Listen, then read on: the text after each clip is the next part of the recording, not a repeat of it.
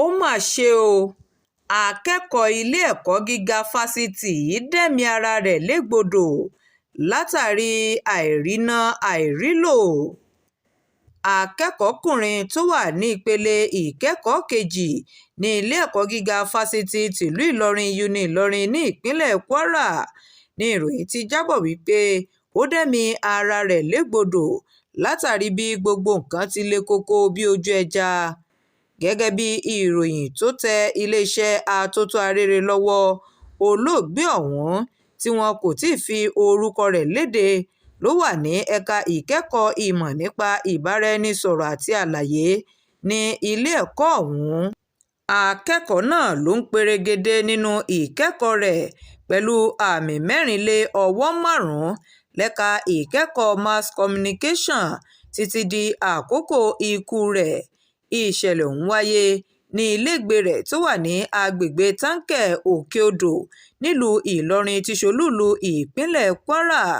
Gẹ́gẹ́ bí àwọn tó bá àwọn akọ̀ròyìn sọ̀rọ̀ nínú ọgbà ilé-ẹ̀kọ́ náà ti sọ pé akẹ́kọ̀ọ́ náà gbẹ̀mí ara rẹ̀ látàrí ìpèníjà àìní owó lọ́wọ́ tó ń dojú kọ.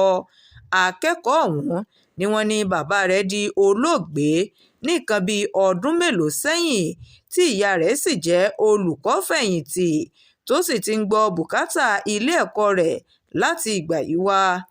Ìṣòro tó ń dojú kọ olóògbé náà lórí ọ̀rọ̀ àìríná àìrílò bẹ̀rẹ̀ nígbà tí ó padà sí ilé-ẹ̀kọ́ lọ́dún tó kọjá, léyìí tó mú kí àwọn akẹgbẹ́ rẹ̀ dá owó jọ fún un láti fi san owó ilé-ẹ̀kọ́ rẹ̀ àti láti fi ra oúnjẹ jíjẹ fún un.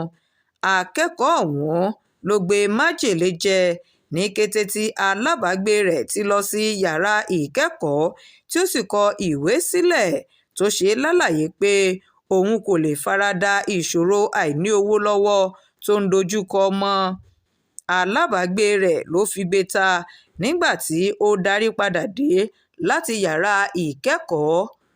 Ọ̀kan lára àwọn alákòóso ilé-ẹ̀kọ́ ọ̀hún tó fi ìdí ìṣẹ̀lẹ̀ náà múlẹ̀ fún àwọn akọ̀ròyìn nílùú Ìlọrin lọ́jọ́ Ìṣẹ́gun ló ṣe àpèjúwe ìṣẹ̀lẹ̀ náà gẹ́gẹ́ bí èyí tó jániláyà púpọ̀, léyìí tí ó sì ti sọ gbogbo ọgbà ilé-ẹ̀kọ́ náà sínú ọ̀fọ̀.